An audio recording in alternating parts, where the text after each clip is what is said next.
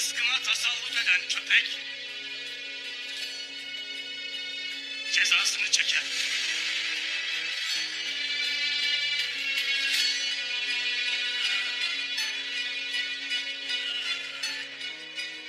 Hazır mı?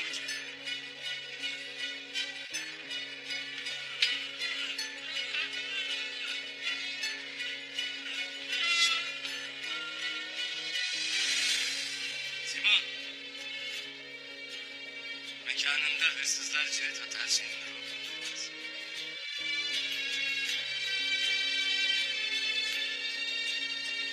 Bazen en güvendiği yerinden hançerlenirmiş insanlar. Sen de kilimlerini koruyun bu hırsızlar. Küreklere borçlandım. Biz buraya herkese rızk olacak bir iş için geldik. Lakin görüyorum ki içinizde yaralarınız var. Şu masaya oturup el sıkışırsak bilirim ki işimiz o yaralarımıza merhem olacak. Uzatmanın manası yoktur Ertuğrul Bey. Simon.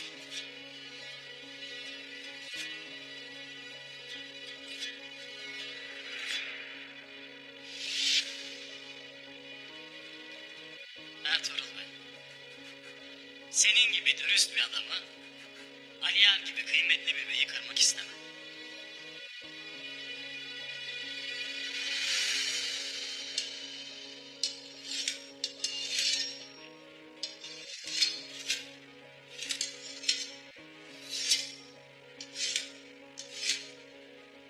Buyur Ertuğrul Bey.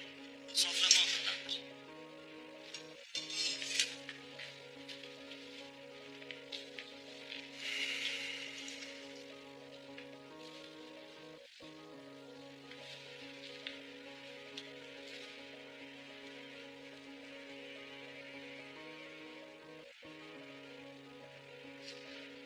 Canlar Bey'le konuşup mutabık kaldığınız meselelerin hepsini Simon'a anlattım Ertuğrul Bey.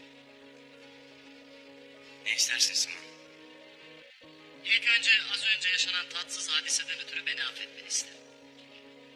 Bu bizim nazarımız olsun. Yeni çıkacağımız yolda bizi kötülerin, fesatların şerlerinden korusun. Eyvallah.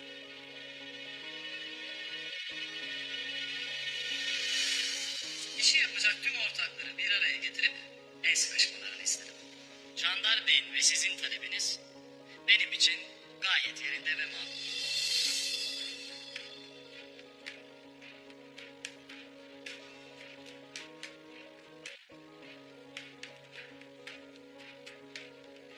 Anlarım ki iki taraf da anlaşmış.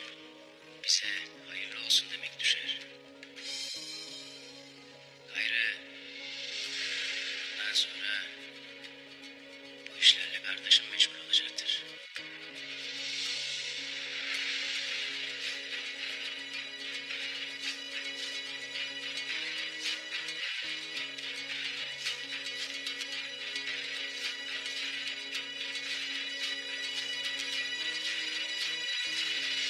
Şimdi de Recep Bey'im. Bunlara Vural'ın kim olduğunu göstereceğiz. Vay, Turgut Alp. Ertuğrul Bey'in açtığı yaralar nasıl oldu? Yaralarım iyidir. Lakin bu artık benim beyim değil. Senin ortağındır. Gayrı sen düşün açılacak yaralarını. Ne demek istersin? Bir kez avına tırnaklarını geçirdi mi etini koparmadan bırakmayan kurt gibidir Ertuğrul. Hava çıktı mı asla boş dönmez. Hele bir de sürüsüyle çıkarsa gittiği yerde ahmak bırakmaz. Daha açık konuş. Demem o ki ayağını denk at derim Vural Bey. Benim gibi seni de beter eder bilmiş ol.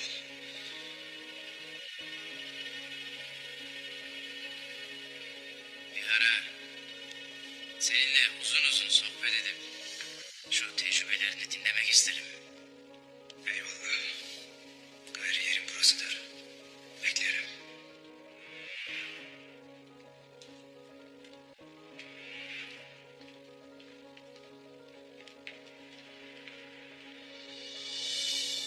Konstantinopolis'i yakıp yıkan Papa'nın itlerine, kuzeyden gelen nice barbarlara karşı dimdik durdum.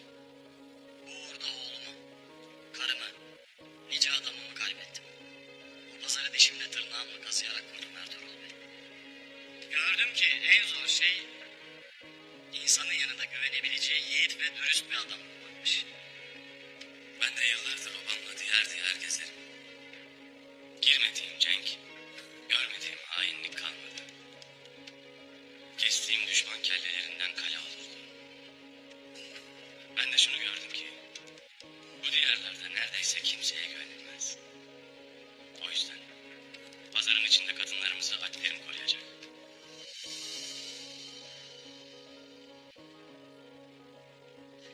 O yükün altına zaten girdim. Siz Türkler savaşmayı bizim altını sevdiğimiz kadar seversiniz. Savaş sizin olsun, altınlar da bizim.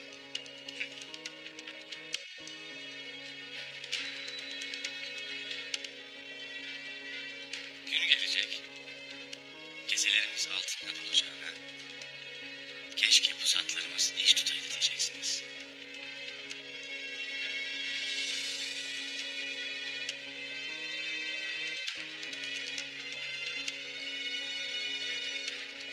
Huzurumuzu bozmayalım Ertuğrul Bey. Anlaşmanın tadına varın.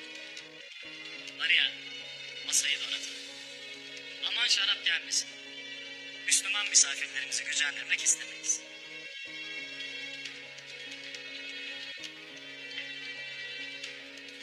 Ural Bey bu işe biraz bozuldu ha Ali abi. Sanmam. Ural Bey ticarette mahirdir. Aklını kullanacaktır.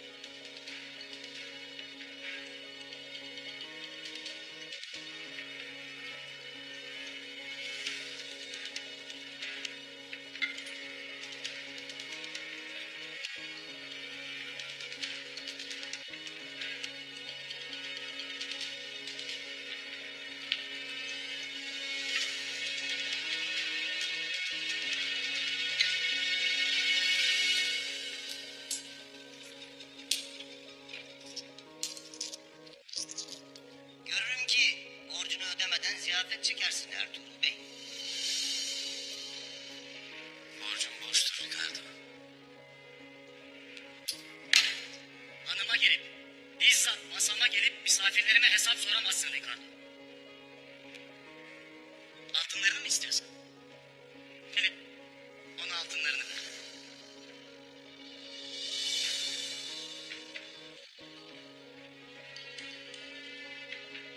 Alacağın kalmadı Ricardo.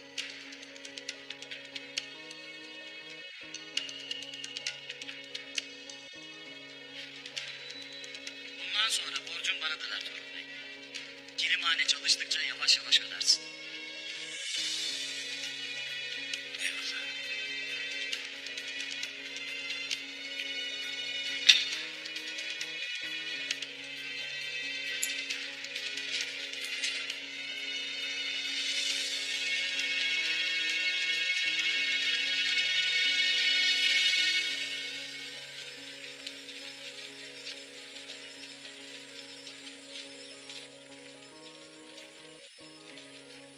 Er ya da geç, sadece bu pazarın değil, bütün Bithynia'nın hakim olacağını bilir miyim?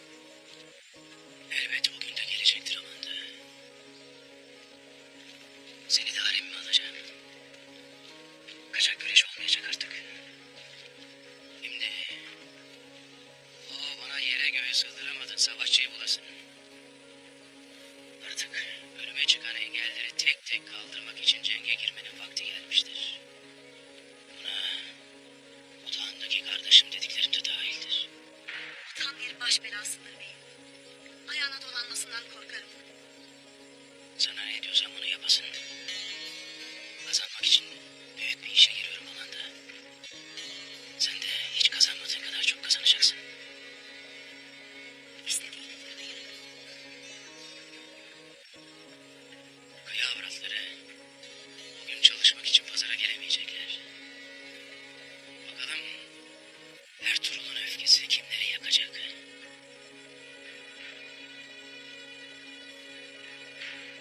Benim bu işin ardında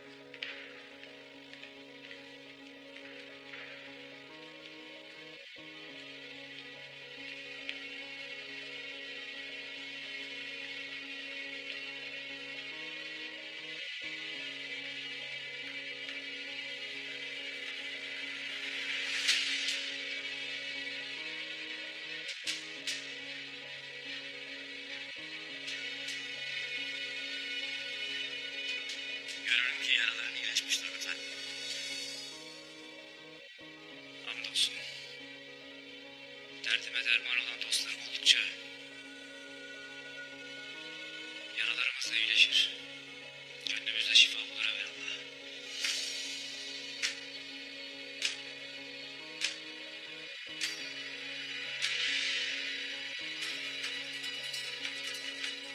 Yaraların iyileştiğine göre babana dönme vakti gelmiştir. Gayrı senin o bana dönmem bilesin.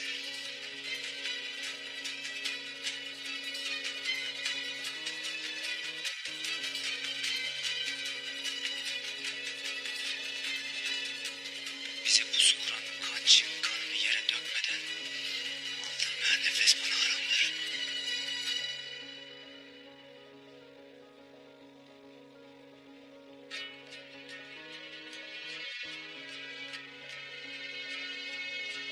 Her işin bir vakti vardır Turgut. Eskiden düşman bize pusu atsa intikam almak için can atan bir Ertuğrul Bey vardı. Şimdi ise her şeyin vaktini bekleyen bir Ertuğrul Bey.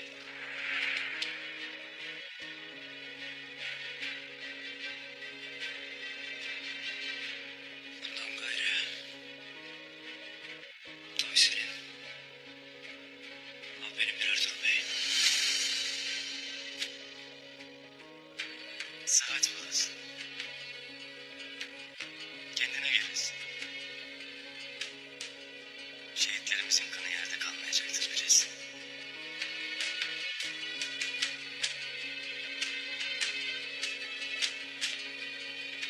Gel Hamsi.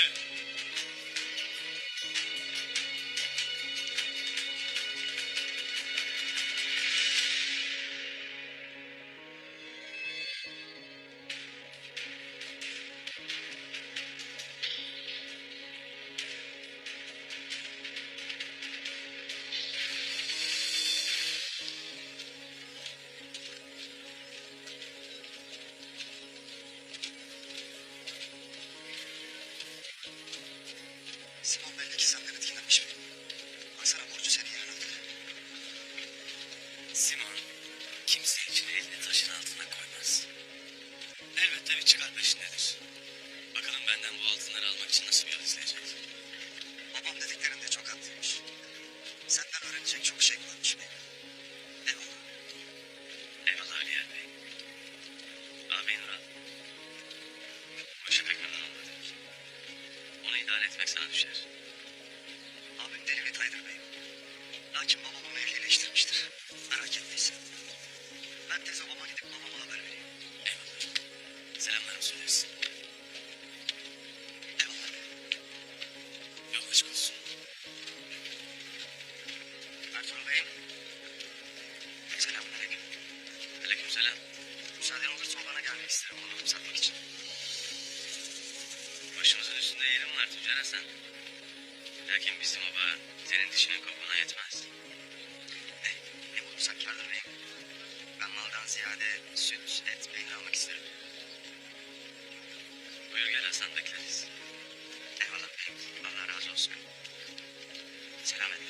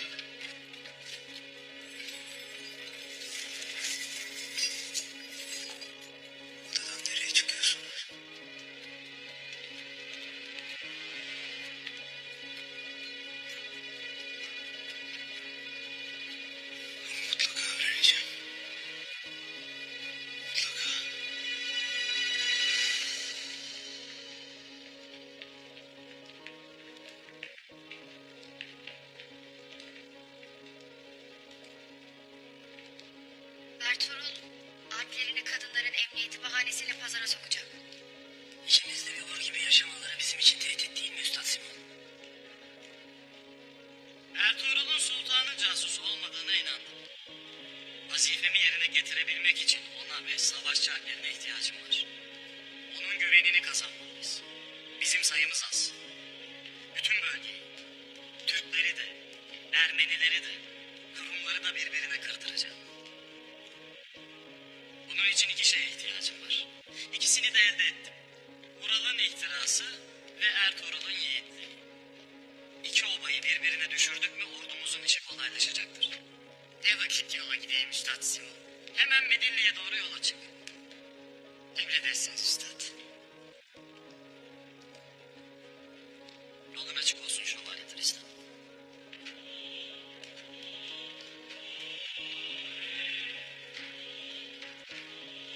Konya'dan beklediğim haber hala gelmedi mi? Biz de dört gözle güvercini bekliyoruz.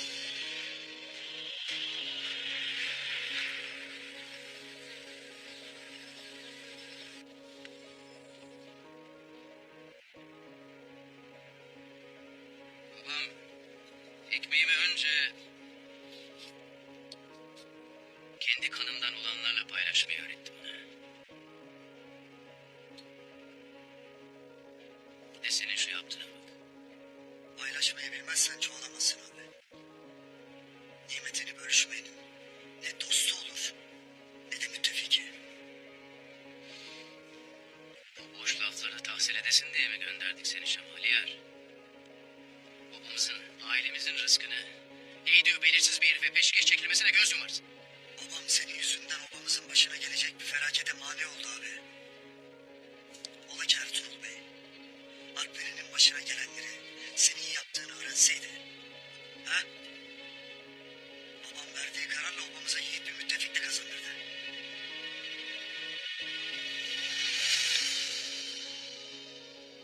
Abi. Sakın ola bir yanlış daha yapıp canımızı yakmayasın. Yazık. Yazık! Bu ahmaklığınızın bedelini hep birlikte ödeyeceğiz. Bunun farkında değil misin? Ertuğrul Bey'e neden bu kadar kin duyarsın abi? Ya Ertuğrul geldi başımıza çöreklendi. Yakında 3 tane alpıyla babamıza çökecek. Giderek daha da güçlenecek. O vakit bütün buraların hakimi o olacak. Bunu nasıl görmezden gelirsin? Hakimiyet kimin hakkıysa o alır abi. Rabbim bizi adaletinden ayırmasın. Çünkü tevhidin ruhu adalettir. Adaleti bir kez bile incitirsen gök kubbe başımıza yıkılır abi. Başımıza yıkılır. Sonra ne beyliğin kalır ne de tören.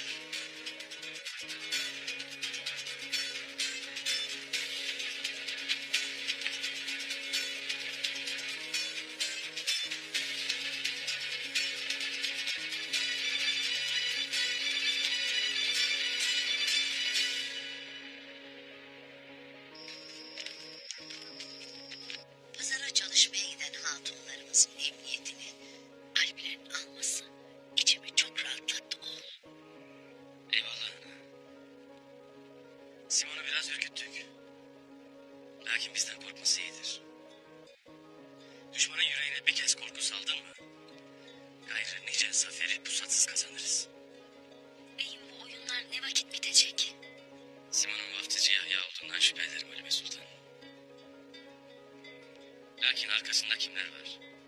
Niçin buradalar iyice öğrenmeden harekete geçemeyiz. Dediğin gibi Haçlıların casusu Simon'sa sultanımızın casusu olarak belirlediği Doğan'ın peşinden koşacaktır. Biz de o vakit yapmamız gerekeni yapacağız. Beyim bu oyunlar sanki bana hiç bitmeyecekmiş gibi gelir. Bitecek Halime Sultan. Bitecek. Kendi devletimizi kurduğumuz gün, sancağımızın dalgalandığı gün bitecek. Lakin Rabbim daha büyük oyunlar için indi bizi terbiye etmektedir. Oyunları gördükçe geleceğe dair ümidim artar. Nasıl yani beyim? Buradan İznik'e kadar karşımızda hiçbir güç yoktur. Eğer Karacahisar'ı fethedersek oradan Söğüt'e kadar gideriz. Söğüt'te de sancağımızı dalgalandırırız.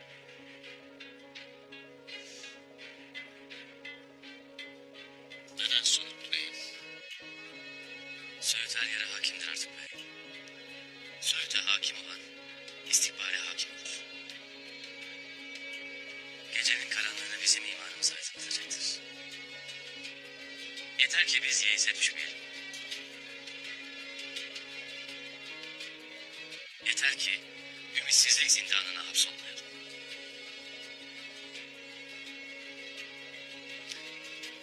Peki ya Turgut Alp Bey?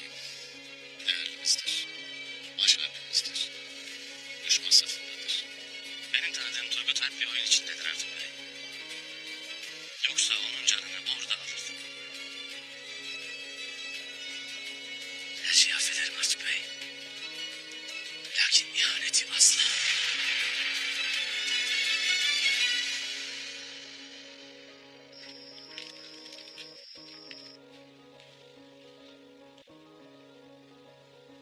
Ne bana ne de abime yük olmadığını bilmeni isterim Turgut. Günlerdir bir anımızın başından ayrılmadım Maria. Lakin artık size yük olmak istemem. Yarından tezi yok buradan gideceğim. Nereye gideceksin? O bana sırtını döndün. Kime kimsen yok. Merak etme. Başımın çaresine bakarım. Abimle konuştum. Eğer isterse burada kalıp benimle birlikte çalışabilir dedi. Onun gibi yiğit bir savaşçıya her daim ihtiyacım var dedi. Maria. Ben bir savaşçıyım. Alp'im. Elimden de başka bir şey gelmez. Simon gibi büyük bir tüccarın da işine yararım. Her yer eşkıya kaynar. Haraç isteyenimiz eksik olmaz. Tahsilatlarda sorun olur. Tahsilattan döndüğümüzü anlayan eşkıyalar baskın yapar. Altınlarımızı çalar, adamlarımızı öldürür. Velhasıl ticarette bir savaş dersi Maria Hatun.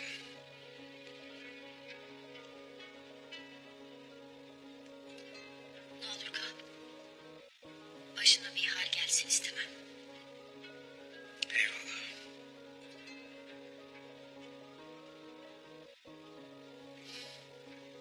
Bir süre daha kalacağım.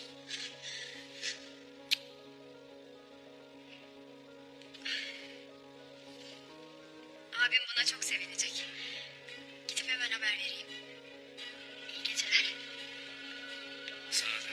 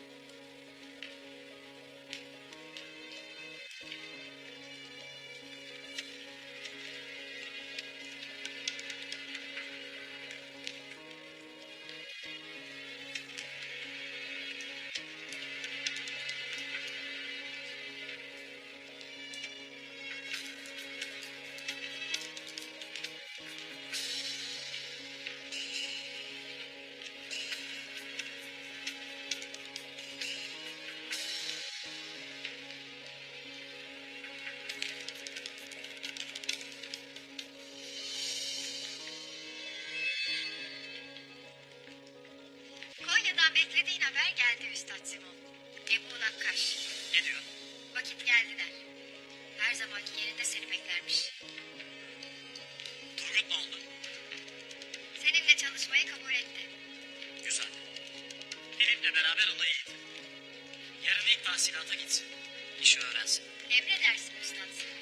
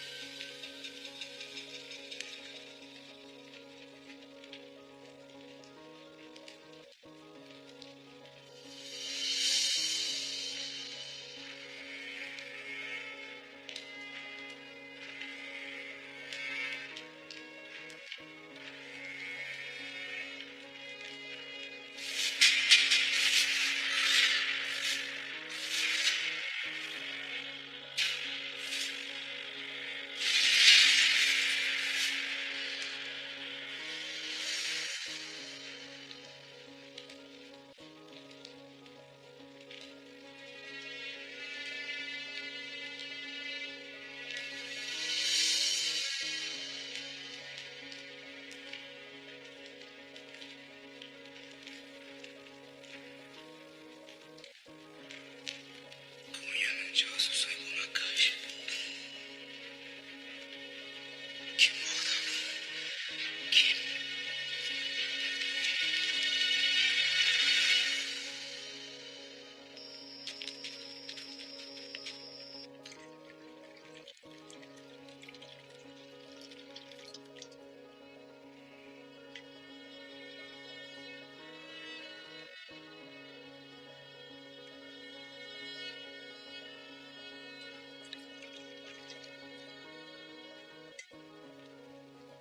Sağ olasın başım.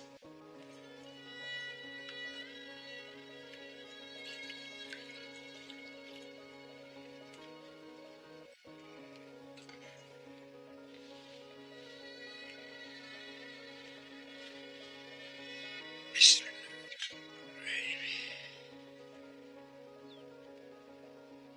Buyurun. Öyleyse mi? Bismillahirrahmanirrahim.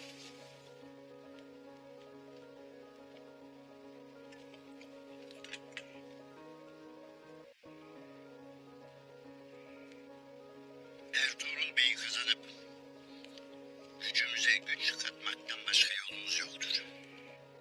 Konstantiniyye'den Çin'e giden bütün mallar bu topraklardan geçer baba. Buraları eline geçiren altının da gücün de tek sahibi olur. Yeter ki bölgeye istikrar gelsin. Senin sayende er ya da geç bu topraklar başı bozukluktan kurtulacak baba. Haklısın kızım. İstikrarı ancak biz temin edebiliriz.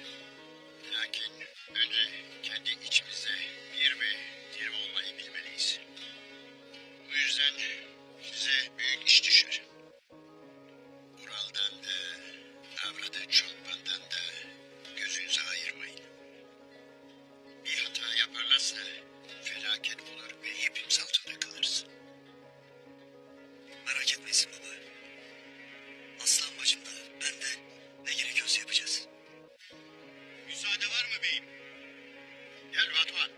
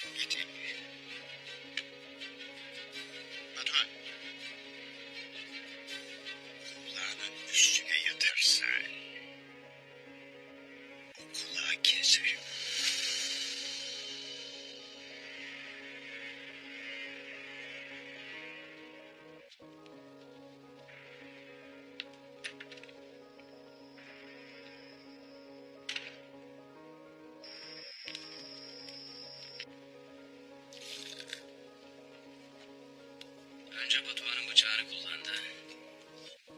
Ardından Ertuğrul'la anlaştı. Bütün bunların altından Simon çıkar.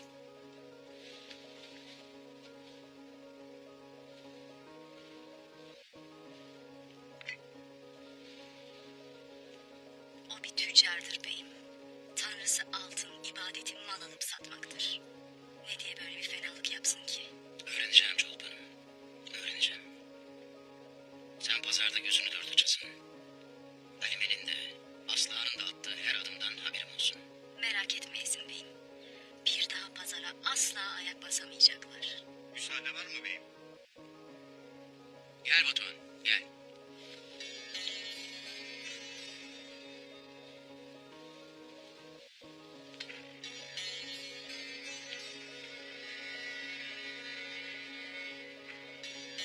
Ne edeceğini bilirsin değil mi?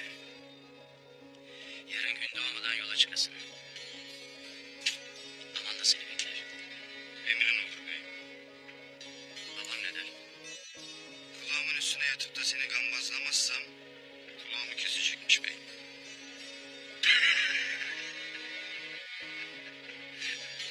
Batuhan. Babamdan korkmuyorsun değil mi? Beyim, sen beni yetimken yanına aldın. Yiğit bir savaşçı yaptın. Ben can vermek için yetiştim beyim. Canımı vereceğim tek kişi de sensin.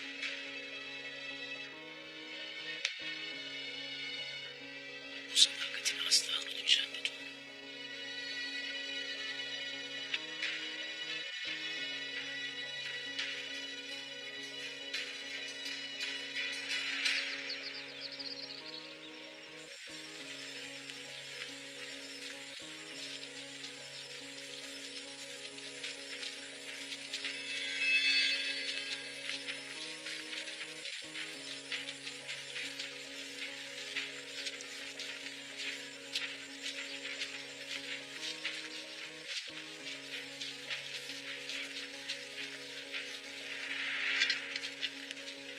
Bir bakayım.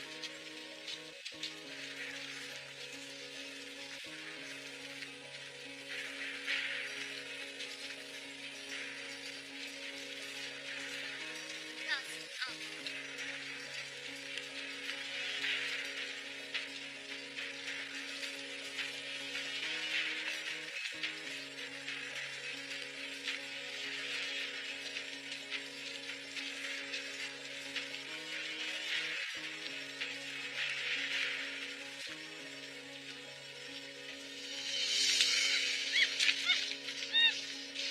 Eğer bana oyun oynuyorsan o güzel gözlerini boyarım amanda.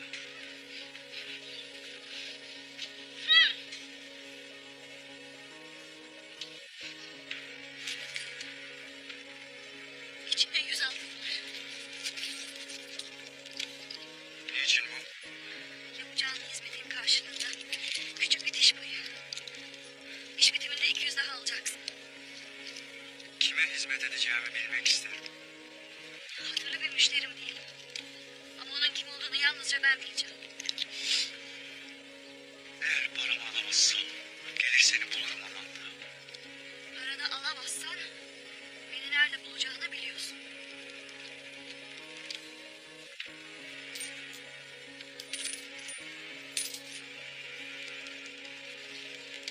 İş ne?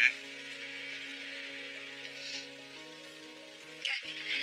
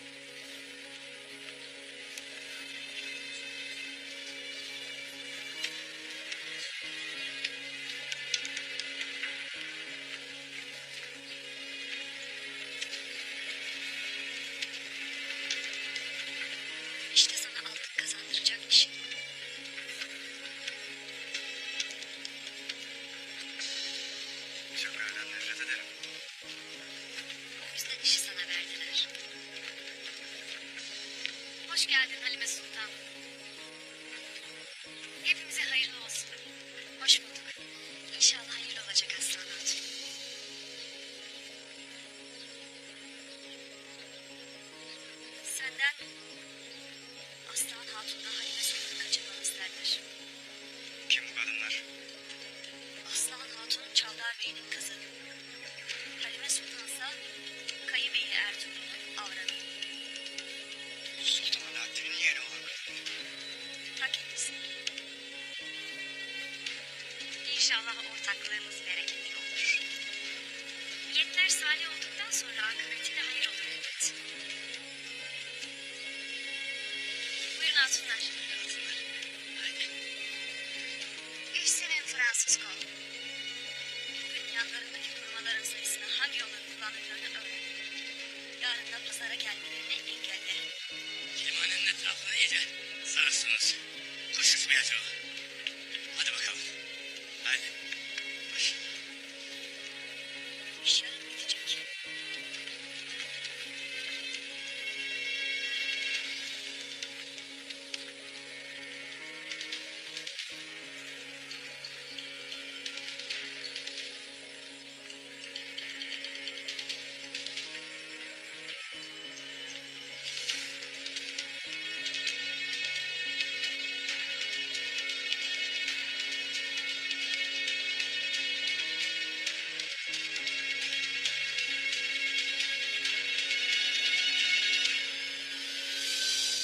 Hamsi kadın. Buyur. Sen de limanın içinde misin? Evelallah Bamsı Bey. Maşallah. Benim bir işim vardır. Hemen görüp geleceğim. İyi git sen hallet işini. Meraklanmayız. Eyvallah. Eyvallah.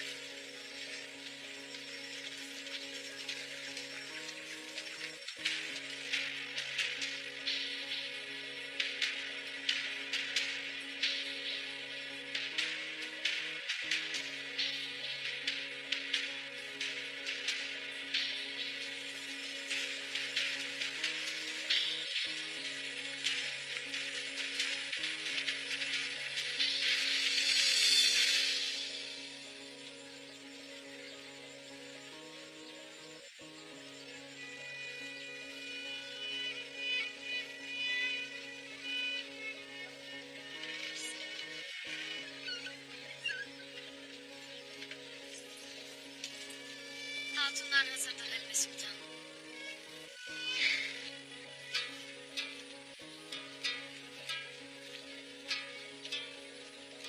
Çavdar Obası'nın ve Kayı Obası'nın çalışkan hatunları. El emeği, göz nuru kilimlerimiz gayrı bu tezgahlardan tüm cihana ulaşacak. Bereketi ise obalarımızı şenlendirecek. İki oba bir oldukça bu tezgahlar işleyecek, işledikçe de obalarımız gayrı kıtlık yüzü görmeyecek. Vakit bir olur. Alın terimizle çalışma vaktidir. Allah Rezzak isminin hürmetine bereketimizi daim kılsın. Aslan Hatun ve Çolpan Hatun da bundan gayrı tüm sorunlarınızla ilgilenecekler. Kilimhanedeki ilk günümüz hayırlı, kutlu, bereketli olsun hatunlar. Haydi kolay gelsin.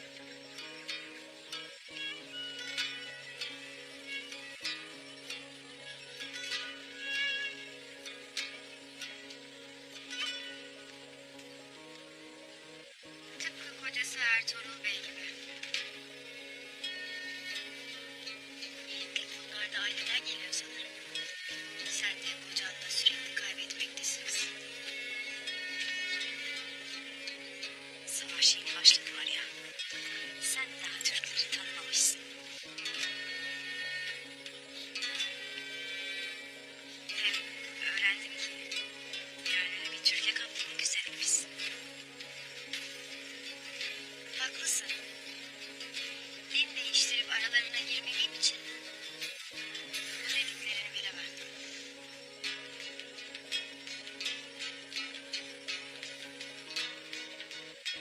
Hoş geldiniz. Misafirimiz kimdir Çolpan Hatun? Ben bu pazarın sahibi Simon'un kardeşi Maria. El emekleriyle pazarımızı renklendiren bu yiğit kadınları yemeğe davet etmek isterim. Hacı Simon ve tüm pazar tüccarları adına hepinize hoş geldiniz derim.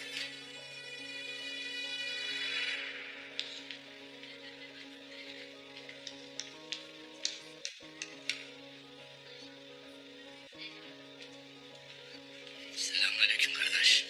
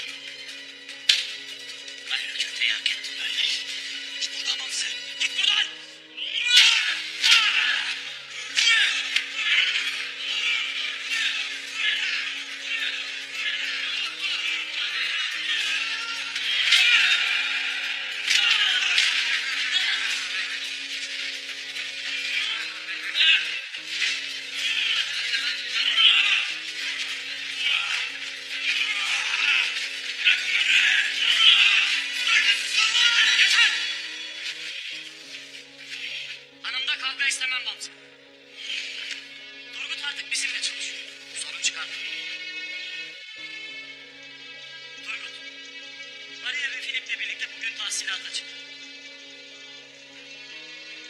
Kayılar senin bizimle çalıştığını görmedikçe yakandan düşmeyecek anlaşılan.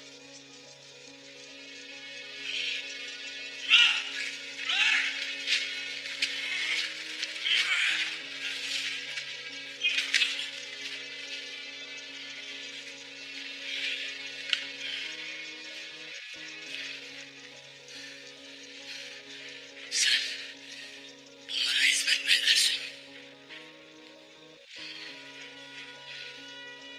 Yazık ettin yiğitliğine.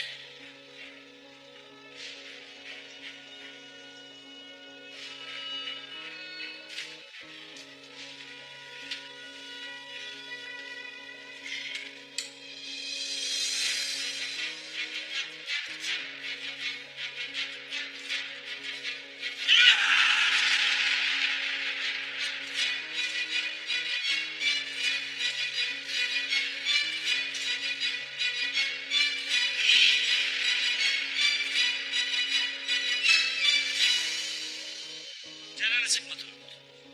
Mamsı seni anlayamayacak kadar körpe. Hadi. Yemeğini bitir ve yola çıkmadan evvel biraz dinlen.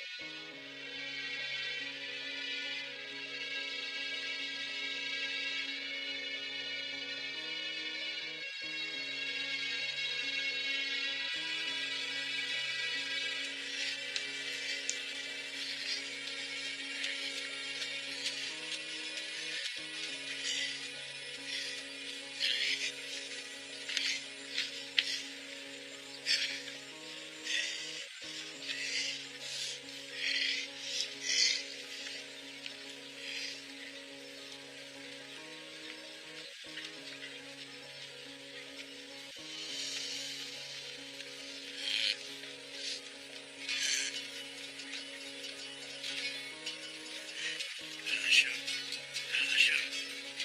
Ya sen ne anlatırsın da bu camış konusu anlamaz. Ay kardeşim benim. Ay kardeşim. Değerli ikramın için minnettarız Maria Hatun. Biz buraya her vaziyete hazırlıklı geldik.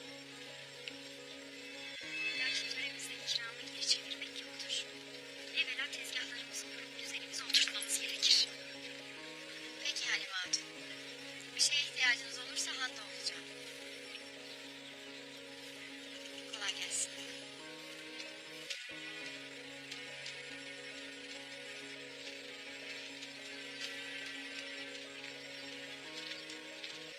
Aslan Hatun, Çoban Hatun. Gayri desenleri hatunlara vermemiz gerekir. Hakkın var Halime Hatun. Lakin sonrası için de konuşmamız icap eder. Bu imkanı kullanıp Türklerin şanlı desenlerini tüm saraylara ulaştırabiliriz. Müşterimiz Franklerdir Aslan Hatun. Türkleri görmekten pek haz etmezler. Alırsınlar Çoban Hatun. Bizi görmeye alırsınlar. İmdili kilimlerimizle fethedelim saraylarını. Sonra Ertuğrul Bey gibi yiğitlerimiz de kılıçlarıyla fethederler.